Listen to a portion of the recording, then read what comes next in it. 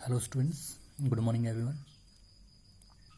तो हम हमारे फर्स्ट लेक्चर के लास्ट टॉपिक पर पहुंच चुके हैं, जो कि है आपका यूनिफॉर्म सर्कुलर मोशन। तो यूनिफॉर्म सर्कुलर मोशन के बारे में पढ़ने से पहले कुछ इम्पोर्टेंट बातें हैं जिनके बारे में हम पढ़ेंगे। तो फर्स्ट चीज़, हमने जब वेलोसिटी के बारे में पढ़ा था, तो वेलोसिटी जो होती है, एक्चुअली में वेलोसिटी के बारे में हमने पढ़ा था कि rate of change of displacement जो है वो आपकी वेलोसिटी कहलाती है। तो वेलोसिटी के बारे में ही कुछ मेन बातें हैं, important instructions, and that is when the velocity of an object changes we say that the object is accelerating. मतलब कहने की बात ये है कि कोई भी ऑब्जेक्ट जब एक वेलोसिटी के साथ मूव कर रहा है और उसकी वेलोसिटी अगर चेंज हो रही है, वेलोसिटी में कोई भी चेंज आ रहा है, तो इसका मतलब है कि जो ऑब्जेक्ट की एक्सेलरेशन है वो चेंज हो रही है। मतलब जो ऑब्जेक्ट है वो एक्सेलरेट कर रहा है। एक्सेलरेट करना मतलब उसकी कहीं ना कहीं वेलोसिटी का इंक्रीज करना, स्पीड का इंक्रीज करना, वो भी हम एक्सेलरेशन से ही कहीं ना कहीं उसको कह सकते हैं। नेक्स्ट पॉइंट क्या है हमारा, जो ये वेलोसिटी के अंदर चेंज आ रहा है इससे रिलेटेड है। तो पहले हम इसको पढ़ लेते हैं, लिखा क्या हूँ, उसके बाद मैं आपको बताऊंगा कि ये है क्या। The change in the velocity could be due to change in its magnitude or the direction of the motion or both। कि जो वेलोसिटी के अंदर चेंज आ रहा है ये किस वजह से आ रहा है। तो वेलोसिटी के अंदर चेंज हो सकता है उसके मैग्नीट्यूड के अंदर चेंज आ रहा है, उस वजह से हो सकता है। मैग्नीट्यूड मतलब उसकी वैल्यू में चेंज हो रही है। मतलब कहने का मतलब क्या है कि अगर वेलोसिटी 10 मीटर पर सेकेंड थी, वो चेंज होकर 15 मीटर पर सेकेंड पे आ गई, तो 10 से 15 तक जो है उसका वो कि मतलब 10 से 15 पर मैग्नीट्यूड चेंज हो गया, कि 10 से 15 हो गया, मतलब मैग्नीट्यूड के अंदर चेंज आया है। या फिर जो ऑब्जेक्ट मूव कर रहा है उसकी डायरेक्शन चेंज हो रही है, जो डायरेक्शन ऑफ मोशन है उसमें चेंज हो रहा है। मतलब मान के चलिए पहले वो एक स्ट्रेट लाइन में चल रहा था, अब उसने टर्न ले लिया है कि वो या तो लेफ्ट साइड मान लो, राइट साइड मान लो, मतलब किसी भी साइड उसने अपनी डायरेक्शन को मूव कर लिया। तो मतलब डायरेक्शन के अंदर अगर चेंज आ रहा है, और या फिर दोनों ही चीज़ें भी हो सकती है, उसका मैग्नीट्यूड भी चेंज हो रहा है, उसकी डायरेक्शन भी चेंज हो रही है, तो उस वजह से भी जो वेलोसिटी है उसके अंदर चेंज आ सकता है। अब इसके अंदर देखिए कि कोई एथलीट हम मान रहे हैं, मतलब ऑब्जेक्ट की जगह हम एक एथलीट को ले रहे हैं हम। तो जो एक एथलीट है वो क्लोज ट्रैक के ऊपर जब वो मूव कर रहा है, तो उसका जो मोशन है वो कैसे होगा, हम उसको देखने की कोशिश करते हैं। कहीं ना कहीं हम मतलब क्लोज ट्रैक के अंदर कोई भी ऑब्जेक्ट कैसे मूव करता है, हम उसको कहीं ना कहीं स्टडी करने की यहाँ पे कोशिश कर रहे हैं। तो फर्स्ट जो चीज़ है आपकी वो एक रेक्टेंगुलर ट्रैक है। तो रेक्टेंगुलर ट्रैक में क्या है कि हमने एक रेक्टेंगल शेप बनाई है, जिसपे देखिए ABCD एक रेक्टेंगुलर शेप है आपकी। अब ऑब्जेक्ट A पॉइंट से कहीं ना कहीं मूव करना शुरू करता है, वो मूव करते हुए B पॉइंट तक आता है, फिर B से C, C से D, एंड फाइनली D से A पॉइंट तक। तो वो ऐसे ही मतलब रेक्टेंगुलर ट्रैक के अंदर मोशन करता रहता है। तो ये क्लोज पाथ हो गया, क्योंकि वो A से ही चला था और फाइनली घूम के दोबारा A पे आ गया, तो ऐसे ही उसका मोशन चलता रहेगा। अनदर फिगर देखते हैं, ये है आपका हेक्सागोनल ट्रैक। हेक्सागोनल मतलब कि इसके अंदर 6 साइड्स हैं, 1 A से B 1, B से C 2, C से D 3, D से E 4, E से F 5 एंड F से A 6। तो 6 एजेस या फिर 6 साइड्स हैं, तो इसको हेक्सागोनल कहते हैं। तो हेक्सागोनल ट्रैक के अंदर क्या है कि एथलीट A पॉइंट से चलना शुरू करता है, यहाँ से मूव करते हुए वो B तक पहुँचता है, B से C जाता है, C to D, D to E, E to F and finally F to A। मतलब वो कंप्लीट जो हेक्सागोनल ट्रैक को कंप्लीटली मूव करते हुए फाइनली जहाँ से चला था वहीं पे वापस आ जाता है। तो इस टाइप के जो ट्रैक होते हैं या फिर पाथ होते हैं उनको हम क्लोज पाथ या फिर क्लोज ट्रैक कहते हैं। नेक्स्ट है आपका ऑक्टागोनल शेप ट्रैक। मतलब ऑक्टागोनल का मतलब कि इसके अंदर 8 साइड्स आपकी होने वाली हैं। तो हमने फिगर को ABCDEFGH तक कहा है। तो इसके अंदर भी क्या है कि एथलीट A पॉइंट से चलना शुरू करता है, A से B, B से C, C से D, D से E, E से F, G से H and H to A। Finally वो जिस पॉइंट से उसने चलना शुरू किया था उसी पॉइंट तक वो लास्ट में वहीं पर पहुंच रहा है। दैट मीन्स कि ये भी आपका एक क्लोज पाथ हो रहा है। अब देखिए इसके अंदर क्या है कि इस जो ऑक्टागोनल शेप है इसके अंदर अगर हम इनकी जो एजेस है उसको मिलाने की कोशिश करें, तो एक आपका सर्कुलर ट्रैक यहाँ पर बन रहा है।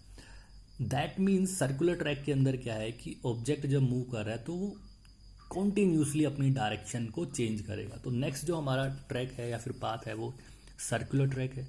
तो सर्कुलर ट्रैक में क्या है कि सर्कल की शेप के अंदर आपका एक ट्रैक है जिसके अंदर एक एथलीट चलना शुरू करता है और वो कॉन्टीन्यूसली सर्कल के रूप में ही मूव करता रहता है। तो ये जो लास्ट जो आपका ट्रैक है सर्कुलर ट्रैक, मतलब जब कोई ऑब्जेक्ट एक सर्कुलर ट्रैक के अंदर मूव कर रहा है यूनिफॉर्म स्पीड के साथ, तो हम उस यूनिफॉर्म मोशन को यूनिफॉर्म सर्कुलर मोशन कहते हैं। तो इसी के बेसिस पे आपकी डेफिनेशन है यूनिफॉर्म सर्कुलर मोशन की, वो क्या है? When an object moves in a circular track or path with uniform speed, its motion is called uniform circular motion। मतलब कि जब कोई ऑब्जेक्ट एक सर्कुलर ट्रैक या फिर सर्कुलर पाथ में यूनिफॉर्म स्पीड के साथ मूव करता है तो उसके मोशन को हम यूनिफॉर्म सर्कुलर मोशन कहते हैं। एंड आई थिंक आपको ये समझ आ गया होगा स्टूडेंट्स। तो स्टूडेंट्स इस टॉपिक के साथ आपका जो फर्स्ट चैप्टर है ये यहाँ पर कंप्लीट हो जाता है। जितने भी आपके कंसेप्ट थे वो यहाँ पे ओवर हो जाते हैं। So now moving forward with the textual questions. कुछ टेक्सचुअल क्वेश्चन हमने आपकी बुक के कर लिए थे, जो बचे हुए हैं हम उनको कर रहे हैं।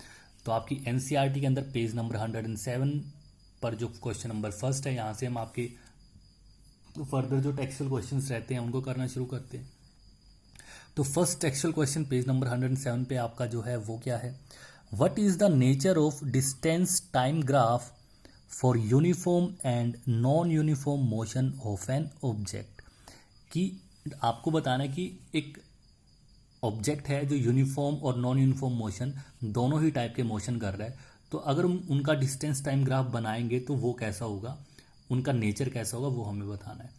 तो इस क्वेश्चन के अंदर आपको जो डिस्टेंस टाइम ग्राफ है यूनिफॉर्म और नॉन यूनिफॉर्म मोशन के लिए वो दोनों बनाने हैं, उनका नेचर भी बताना है। तो पहले यूनिफॉर्म मोशन की बात कर लेते हैं। देखिए ये टॉपिक अभी रिसेंटली हमने लास्ट जो आपके 2-3 लेक्चर चले हुए थे उनके अंदर हमने इसी चीज़ को कवर किया है। ग्राफिकल रिप्रेजेंटेशन जो थी हमने उसको कहीं ना कहीं कवर किया है, तो उसी के बेसिस पे है। तो यूनिफॉर्म मोशन के अंदर जब बात करते हैं तो देखिए मैंने ग्राफिकली रिप्रेजेंट किया है। ये ग्राफ है आपका एक्स वाई एक्सिस में। एक्स एक्सिस पे आपका टाइम लिया हुआ है सेकंड के अंदर और वाई एक्सिस पे डिस्टेंस लिया हुआ है मीटर के अंदर, क्योंकि डिस्टेंस टाइम ग्राफ को पूछा है तो डिस्टेंस और टाइम हमारे ये ग्राफ रहते हैं। तो यूनिफॉर्म मोशन का मतलब क्या है कि जो ऑब्जेक्ट है वो इक्वल इंटरवल ऑफ डिस्टेंस को कवर कर रहा है in equal interval of time के अंदर।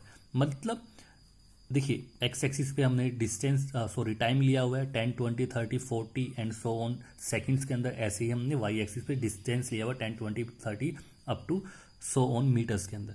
तो यहाँ पे क्या है कि 10 सेकंड के अंदर 10 मीटर का डिस्टेंस कवर कर रहा है, अगले 10 में भी 10 का, अगले 10 में भी मतलब 10 सेकंड्स में 10 मीटर, अगली 10 सेकंड्स में भी 10 मीटर। तो यूनिफॉर्मली मूव कर रहा है, तो उसका जो ग्राफ आता है वो आपका एक स्ट्रेट लाइन ग्राफ आता है। और ये हम कहीं ना कहीं पहले भी पढ़ चुके हैं। तो यहाँ पे आप लिखोगे भी, क्या लिखोगे? For uniform motion the graph is a straight line as shown in the figure. तो इस तरफ का आपका इस तरह का ग्राफ आता है यूनिफॉर्म मोशन के लिए। इसके अंदर ही एक और चीज पूछी हुई है आपसे, वो है नॉन यूनिफॉर्म मोशन के लिए जो ग्राफ बनेगा वो कैसा होगा और उसका नेचर कैसा है वो आपको बताना है।